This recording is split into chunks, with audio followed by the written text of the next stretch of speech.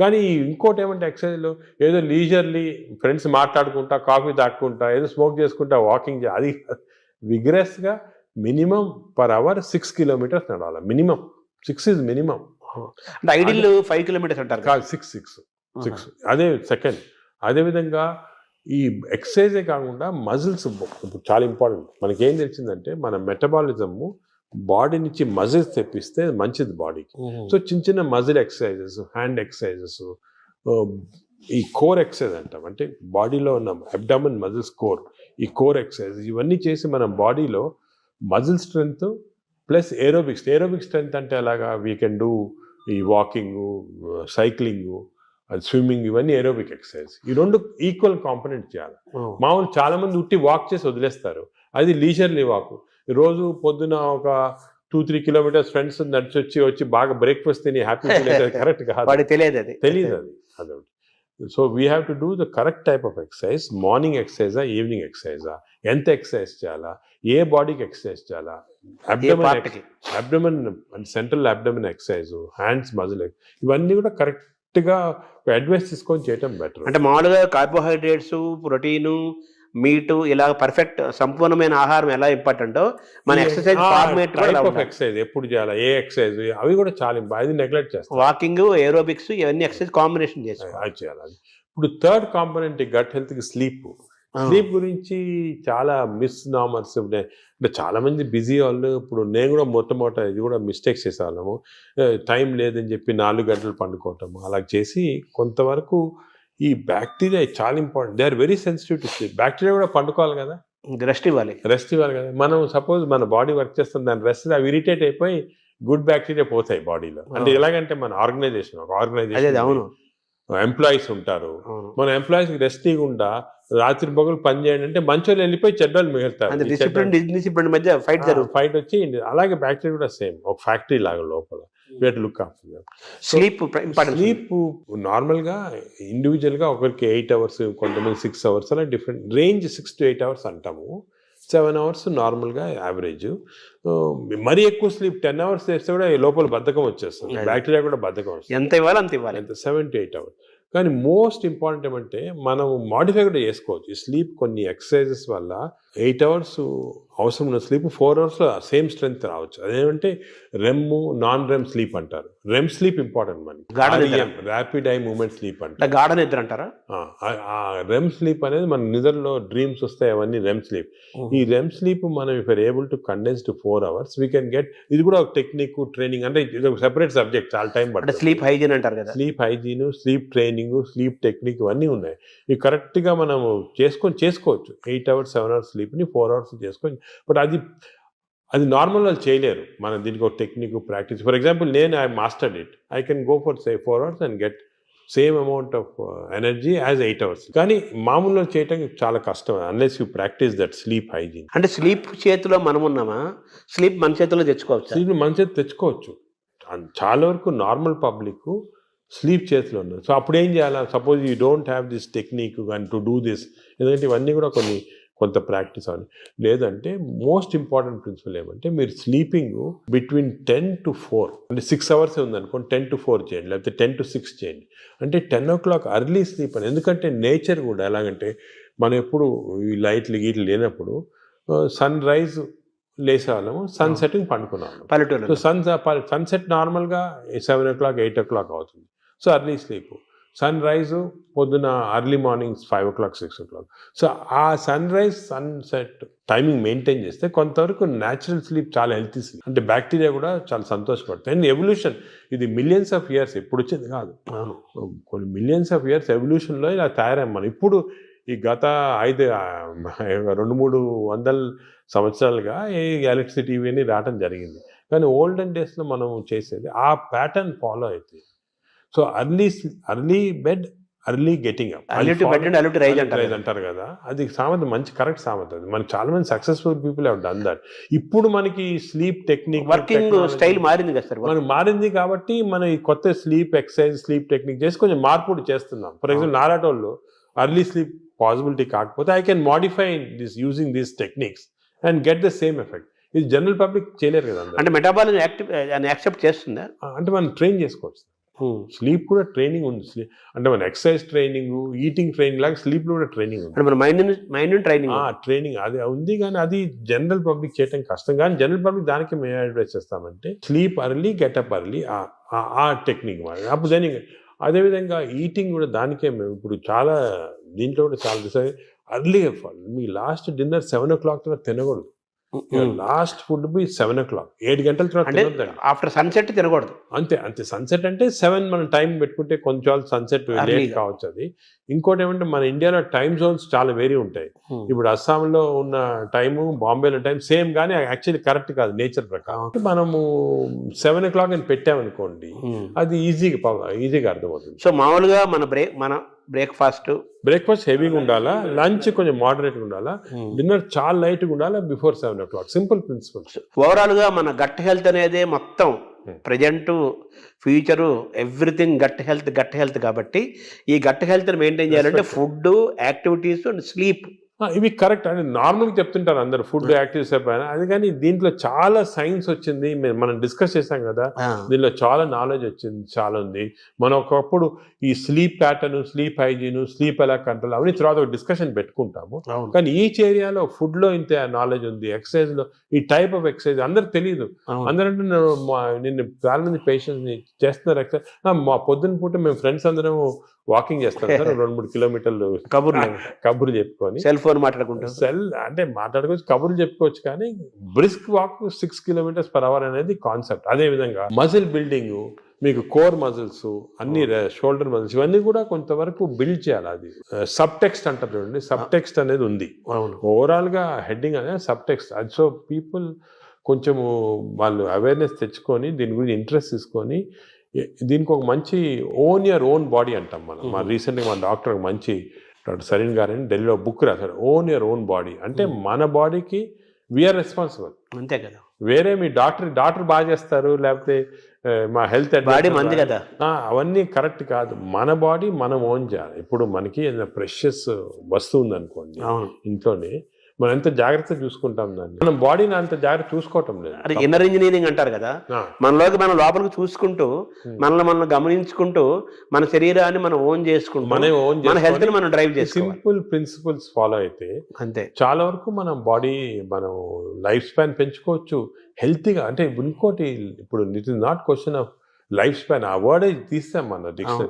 Health span అంటే మనం ఎన్ని రోజులు బాగా జీవించవచ్చు. నార్మల్గా ఈ యానిమల్స్ అన్ని కూడా ఒక లైఫ్ స్పాన్ ఉంటుంది కదా, ఈ ఒక్కొక్క ఏజ్ ఉంటుంది. Human beings actually 120 years normal.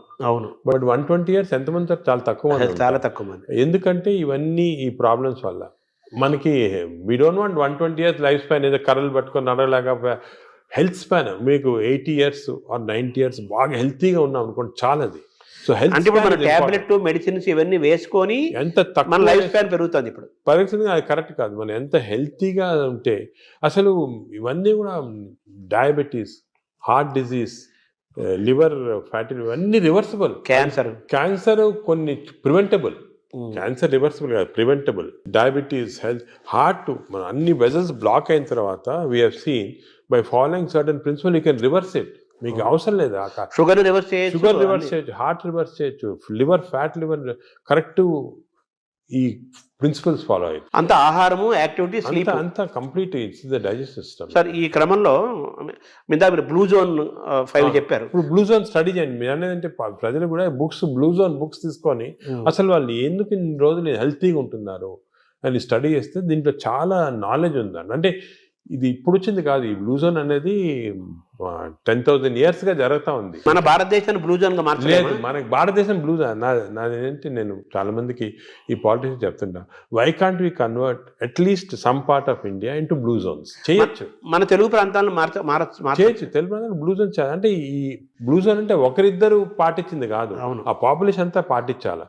ఇప్పుడు ఒక పాపులేషన్ అనుకోండి, మనకి మంచి ప్రోగ్రెసివ్ పాలిటీషియన్స్, సీఎంస్ ఉన్నారనుకోండి, ఒక మంచి కాన్సెప్ట్ తీసుకొచ్చి ఐడియా, నేను అనుకునేది అందరికి ఉంది. అది మన దేశం అంటే ఆంధ్రప్రదేశ్, తెలంగాణ ఏదైనా కూడా బ్లూ జోన్స్ లాగా మార్చేసేవచ్చు, కానీ అందరు ఫాలో కావాలి. అంటే బ్లూ జోన్ గా మారడం అంటే ఏం చేయాలి సార్? అంటే ఈ వాళ్ళు బ్లూ జోన్స్ లో ఏం చేస్తారో స్టడీ చేసి మనం ఇంప్లిమెంట్ చేస్తే అయిపోతుంది. అంటే మీరు చెప్పిన ఆ మూడేనా? అంతే. Healthy food pattern, exercise pattern, life style, sleep pattern, వాతావరణ కాలుష్యం కూడా ఉంది, పొల్యూషన్. ఆ వాతావరణ లక్లీ మనకు అంత లేదు. ఇప్పుడు ఢిల్లీ అనుకోండి, అదే నార్త్ ఇండియా అనుకోండి, ఆ పొల్యూషన్ అనేది మనకు హ్యాండిల్ లేదు, ఏం చేయలేము. కానీ లక్లీ మనం ఇప్పుడు తీసుకున్నాం అనుకోండి, ఇప్పుడు అదేముంది, గ్రీనరీ ఇంక్రీజ్ చేసుకోవటము, అదే అటువంటివన్నీ కూడా చేసుకొని ఈ మన waste plastics, for example other problems plastics. ఈ ప్లాస్టిక్స్ వల్ల కూడా మేము చాలా రీసెర్చ్ చేస్తున్నాం. చాలా micro plastics producing tissue damage అనేది చాలా ఉంది. కొన్ని plastic bottle, especially plastic bottle ఎండలో పెడతాము, అది తాగామనుకోండి, దాంట్లో చాలా మైక్రో ప్లాస్టిక్స్ మన బాడీలో ఎంటర్ అయ్యి చాలా ప్రాబ్లమ్, డేంజరస్ అది. ఇటువంటివి మనం అదే కాకుండా ఇంతకుముందు కాపర్ వెజల్స్, అది కూడా మంచిది కాదు. What is the good vessels to cook, what is the vessels to, అవన్నీ కూడా కొన్ని న్యాచురల్ ప్రిన్సిపల్స్ ఫాలో అయితే. సరే, మీరు పద్మవిభూషణ్ తీసుకోవడానికి వెళ్ళినప్పుడు ఎలాగ ప్రెసిడెంట్ ఉంటారు, ప్రధానమంత్రి, కొంచెం ఒక సెకండ్ హ్యాండ్ ఇంటరాక్ట్ అయ్యే అవకాశం ఉన్న టైంలో మన భారతదేశాన్ని బ్లూ జోన్గా మార్చాలని అనుకుంటున్నాను, ఆయన ఇంటరాక్ట్ అయ్యే అవకాశం ఉంది అంటే మనకి టైం అని దొరకలేదు. ఒక సెకండ్ వర్డ్ ఇవన్నీ కూడా డిస్కషన్స్ చాలా 1 hour 2 hours కూర్చొని డిస్కస్ చేసి, నేను పాలిటీషియన్స్ కూడా మన అందరూ ఇంట్రెస్టెడ్ ఉన్నారు, కానీ టైం దొరకాల కాన్సెప్ట్. ఇంకోటి ఇది షుడ్ బి డన్, ప్రజలు కూడా డ్రైవ్ చేయాలి, ప్రజలకి అవేర్నెస్ రావాలి, అవేర్నెస్ వచ్చి మనం ఇటువంటి పాలిటీషియన్ ఎలక్ట్ చేసుకోవాలా. ఈ ఇంట్రెస్ట్ ఉన్న వాళ్ళకి, పాలిటీషియన్స్ ఇంట్రెస్టెడ్ ఇన్ హెల్త్, అదేవిధంగా న్యాచురల్ హెల్త్, ఆర్గానిక్ ఫుడ్, అటువంటి వాళ్ళని ఎక్కువ మనం సపోర్ట్ చేసాం అనుకోండి, ప్రజలు కూడా. అంటే ప్రజలు, ప్రభుత్వాలు, డాక్టర్స్ అందరూ కలిసి ప్రయాణం చేయాలి. ఇట్స్ ఏ కంబైన్డ్ PPP అంటారు, మోడ్ అంటారు చూడండి, అవును, పబ్లిక్ ప్రైవేట్, ఆ మోడ్ లో రావాలి అందరు వచ్చి. ఎందుకంటే అల్టిమేట్లీ మనకి లైఫ్ లో ఇంపార్టెన్స్ హెల్త్, అంతే కదా. అదేవిధంగా మనకి హ్యాపీనెస్ అవన్నీ ఉండాలంటే health is the most important. Ultimately health is the bottom line. అంతే, ఎంత రిచ్ ఉండి, ఎంత ఇండస్ట్రియలైజ్ అయ్యి, ఎంత సిటీ, ఎంత పెద్ద పెద్ద సిటీస్ డెవలప్ అయినా కూడా హెల్త్ లేకపోతే. అంతే కదా, చాలా మంది కోటీశ్వరులను చూస్తున్నాము, పెద్ద పెద్ద పదవుల్లో ఉంటారు, వాళ్ళు తినలేరు, తాగలేరు, నిద్రపోలేరు, ఎంజాయ్ చేయలేరు. I'm seeing so many rich patients, అవును, చాలా పెద్ద పొజిషన్ లో ఉన్నారు, చాలా వాళ్ళ ఫీల్డ్స్ లో చాలా ఫేమస్. సింపుల్ హెల్త్ ఫాలో కాకుండా they have damage that body. వాళ్ళు ఇప్పుడు ఫీల్ అవుతుంటారా, ఈ నాలెడ్జ్ మనకు ఉండింటే 10 సంవత్సరాల క్రితం ఇలా ఉండేది కాదు. కానీ ఇప్పుడు నాలెడ్జ్ ఇస్ దేర్ కాబట్టి, మీరు ప్రెస్ కానీ, ఎలక్ట్రానిక్ మీడియా కానీ, డిజిటల్ మీడియా కానీ, పొలిటికల్గా కానీ, అందరం కలిసి, మా డాక్టర్స్ అందరం కలిసి, this knowledge we have to give to general public. This knowledge is gold. This time వాళ్ళు కూడా నేను అనేది అంటే, మనం ఈ ఒక్క సెషన్లో గంట సేపులో అన్ని చెప్పలేము. వాళ్ళు కూడా they should go in to the depth and read books about it, read papers about it, social మీడియాకి కరెక్ట్. అంటే మీరు చెప్పినట్టు ఏదేదో అన్నీ వస్తుంటాయి సోషల్ మీడియా, అలా ఫాలో కాకుండా కరెక్ట్గా people have done research, scientist ఉన్నారు దీంట్లో, డాక్టర్స్ ఉన్నారు రెప్యూటెడ్, ఇటువంటి వాళ్ళ దగ్గర నుంచి ఇన్ఫర్మేషన్ తీసుకొని జనరల్ పబ్లిక్ కానీ, జనరల్గా ఇది మనము ప్యాటర్న్స్ అడాప్ట్ చేస్తే డెఫినెట్గా overall health of the country will improve. Sir, ఇందాక మీరు మాట్లాడుతూ స్టూల్ గురించి మాట్లాడారు సార్. భవిష్యత్ అంతా స్టూల్ టెస్టులు జరుగుతాయని, బ్లడ్ బ్యాంకు లాగా స్టూల్ బ్యాంకులు వస్తాయని. మంచి హెల్తీ పీపుల్ని స్టూల్ తీసుకుంటే that stool is different from unhealthy person. ఇప్పుడు ఇంతకుముందు నోబెల్ ప్రైజ్ విన్నర్స్ కి బ్రెయిన్ స్టడీ చేస్తారు, ఎందుకు వచ్చిందో. ఇప్పుడు స్టూల్ స్టడీ చేస్తారు, తన స్టూల్లో ఏముంది ఇంత ఇంటెలిజెంట్ అయ్యారని. సో మనం ఇవన్నీ బ్యాంకింగ్ చేయొచ్చు. స్టూల్స్ చేసి, నేను చెప్పా కదా, ఒక స్టూల్ పౌడర్ లాగా చేసి డెసికేటెడ్ స్టూల్ ని మనం క్యాప్సూల్స్ లాగా ఇవ్వచ్చు. The future treatment is going to be that. Stool బ్యాంకులు, stool banks, stool desiccated stool capsules, ఇవి దీంతో ట్రీట్మెంట్ స్టార్ట్ చేస్తాం. స్టూల్ అనేది రేపు చాలా అత్యంత విలువైన, ఖరీదైన వస్తువు అవుతున్నట్టు కదా. గోల్డ్ అంటారు, న్యూ గోల్డ్. ఇంతకుముందు ఆయిల్ అంటే గోల్డ్ అనేవాడు, ఇప్పుడు స్టూల్ ఈజ్ బికమింగ్ గోల్డ్ అన్నమాట. అంటే మైక్రోబయామ్స్ అంటారు. ఈ మైక్రోబయామ్ నాలెడ్జ్ ఇప్పుడు ఈవెన్ యానిమల్స్, ఇప్పుడు కొన్ని ఫారెస్ట్లో కలెక్ట్ చేస్తున్నారు, ఆఫ్రికన్ ఫారెస్ట్ అంతా, ఎలిఫెంట్ స్టూల్ ఎలా ఎందుకు డిఫరెంట్ ఉంది వీళ్ళది. So what are the characters, what gives strength to the elephant, what is there in this. ఇందులో నుంచి మనం IBSకి వద్దాం సార్. ఈ IBS గురించి కూడా చాలా చర్చ జరుగుతుంది. ఆ బౌల్ సిండ్రోమ్, ఇరిటబుల్ బౌల్ అంటారు కదా, బౌల్ సిండ్రోమ్, అది కూడా మనకు చాలా ఇంపార్టెంట్. చాలా మంది, కోట్లాది మంది ఫేస్ చేస్తున్న ఇష్యూస్ అవి. మీరు అన్నట్టు IBS 30% of normal population IBS ఉంది. IBS అంటే ఏమి? IBS అంటే symptoms because of gut changes. అంటే డైరియా రావచ్చు, కాన్స్టిపేషన్ రావచ్చు, పెయిన్ రావచ్చు, ఈ కాంబినేషన్ రావచ్చు. దీని కడుపు ఉబ్బరము, అరక్కపోవడము, బ్లోటింగ్, డిస్టెన్షన్, ఇది అది అగైన్ కనెక్టెడ్ టు మైక్రోబయామ్. ఈ ఇరిటబుల్ బౌల్ సిండ్రోమ్ అనేది అగైన్ చెడ్డ అలవాట్ల వల్ల, నువ్వు ఎక్కువ డ్రింక్స్ వల్ల, స్మోకింగ్ వల్ల, ఎక్సర్సైజ్ లేకుండా ఉండటం వల్ల, ఇవన్నీ కూడా ఇప్పుడు రీసెంట్గా మన రీసెర్చ్ ఏమంటే ఈ కెమికల్స్ ఇంటెస్టైన్స్లో కెమికల్స్ చాలా ఉన్నాయి అని చెప్పే కదా సెరటోనిన్ డోపమైన్. ఈ కెమికల్ ఇంబ్యాలెన్స్ వల్ల ఇంటెస్టైన్లో కూడా ఐబిఎస్ వస్తుంది. ప్లాస్టిక్ ఒక దాని రోల్ కూడా ఉంది కదా సార్ అందులో. ప్లాస్టిక్స్ చాలా పెద్ద రోల్ ఉంది. Micro plastics are very danger. ఇది కూడా మన government has to take very serious. Plastics ban చేయటము, అదే కూడా విధంగా ఏ ఏరియాలో ఇప్పుడు ఈ ప్లాస్టిక్స్ అనేది పెద్ద ఇండస్ట్రీ. దీన్ని చేంజ్ చేయాలంటే చాలా డిఫికల్ట్. మనం ఫర్ ఎగ్జాంపుల్ ఈ ఫిష్లో చూసాం కదా, మేము కొన్ని ఫిషింగ్స్ ఈ కోస్టల్ ఏరియాస్ ఫిష్లో చాలా ప్లాస్టిక్స్ వాళ్ళు తినేస్తున్నారు. ప్లాస్టిక్స్ అంటే సీలో కానీ రివర్లో కానీ మనలో వేస్తారు. అవి తిని even not drinking plastics, even eating plastics containing food ఇండైరెక్ట్గా మీట్ ఫిష్ దాంట్లో కూడా మిల్క్లో వెళ్ళిపోతున్నారు plastic. So good cholesterol bad cholesterol అంటారు కదా సార్. అవునవును. మామూలుగా మీరు ఇందా చెప్పారు గుడ్ బ్యాక్టీరియా బ్యాడ్ బ్యాక్టీరియా. ఈ గుడ్ కొలెస్ట్రాల్ని పెంచుకోవటం బ్యాడ్ కొలెస్ట్రాల్ని పోగొట్టుకోవటం కూడా మనకి ఈ బ్యాక్టీరియా దీనికి మైక్రోబియం లింక్ అయి ఉంటుంది. లింక్ ఉంది, లింక్. ఎందుకంటే ఇప్పుడు గుడ్ కొలెస్ట్రాల్ అంటే ఏమి అగే ఇది కూడా పోలీస్ మ్యాన్ లాగా కొలెస్ట్రాల్ బాడీలో రొటేట్ అవుతుంది కదా.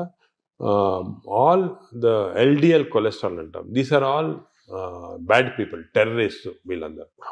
They are bad people. HDL cholesterol అనేది పోలీస్ పీపుల్. ఈ హెచ్డిఎల్ కొలెస్ట్రాల్ కాన్స్టెంట్లీ బాడీలో తిరుగుతూ ఉంటుంది. ఎక్కడెక్కడ ఈ బ్యాడ్ కొలెస్ట్రాల్ బ్యాడ్ పీపుల్ ఉంటే తీసేస్తూ ఉంటుంది మనం. సో హెచ్డిఎల్ కొలెస్ట్రాల్ ఎక్కువ చేసుకోవాలి మనం. అంటే గుడ్ కాప్స్ని ఎక్కువ చేసుకోవాలి, గుడ్ పోలీస్ వాళ్ళని ఎక్కువ చేసుకోవాలి. అది ఫుడ్ హ్యాబిట్స్, ఎక్సర్సైజ్, కొన్ని పర్టికులర్ టైప్స్ ఆఫ్ ఫుడ్లో కూడా హెచ్డిఎల్ కొలెస్ట్రాల్ ఇంక్రీజ్ అవుతుంది. ఇవి చేసి అవి హెచ్డిఎల్ కొలెస్ట్రాల్ నార్మల్గా 40 లిమిట్, 40 కన్నా తక్కువ ఉంటే మంచిది కాదు. మీరు బ్లడ్ ల్యాబ్లో చెక్ చేసుకోవచ్చు. మీ హెచ్డిఎల్ కొలెస్ట్రాల్ 40 కన్నా తక్కువ ఉంటే మంచిది కాదు, అది ఇంక్రీజ్ చేయాలి. అబోవ్ 60 ఉంటే మంచిది, అంటే ఎక్కువ పోలీసు వాళ్ళు ఉన్నారు మీ బాడీలో. ఈ ఎల్డిఎల్ కొలెస్ట్రాల్ 100 కన్నా ఎక్కువ ఉండకూడదు, మంచిది కాదు. 100 కన్నా తక్కువ ఉంటే 70, ఇప్పుడు మేము న్యూ లిమిట్ 70 పెట్టాము. ఎల్డిఎల్ కొలెస్ట్రాల్ 70 కన్నా తక్కువ ఉండి హెచ్డిఎల్ కొలెస్ట్రాల్ 60 కన్నా ఎక్కువ ఉంటే అంటే మంచి కాప్స్ ఉన్నాయి బాడీలో, ఈ టెర్రరిస్ట్ని తీసేస్తున్నాయి అన్నమాట. సో అది ఏం చేయాలి, 60 HDL, less than 100 or less than 70 LDL cholesterol. Sir ఈ క్రమంలో మీరు బాగా అవేర్నెస్ తీసుకొచ్చిన టాపిక్స్లో ఫ్యాటీ లివర్ ఒకటి తీసుకొస్తున్నారు కదా సార్. ఆ ఫ్యాటీ లివర్ పెరుగుతుంది కదా ఇప్పుడు చాలా. ఇది ఎపిడమిక్ అండి ఫ్యాటీ లివర్. నేను I'm very worried about it. ఎందుకంటే మేము స్టడీ చేస్తున్నాం పాపులేషన్స్ 30-40%లో మన ఇండియాలో ఈ ఫ్యాటీ లివర్ ఇండియాలో ఎందుకు ఎక్కువ ఉన్నాయంటే మన జీన్స్లో కొన్ని ఫాల్ట్ ఉంది, ఇండియన్ జీన్స్.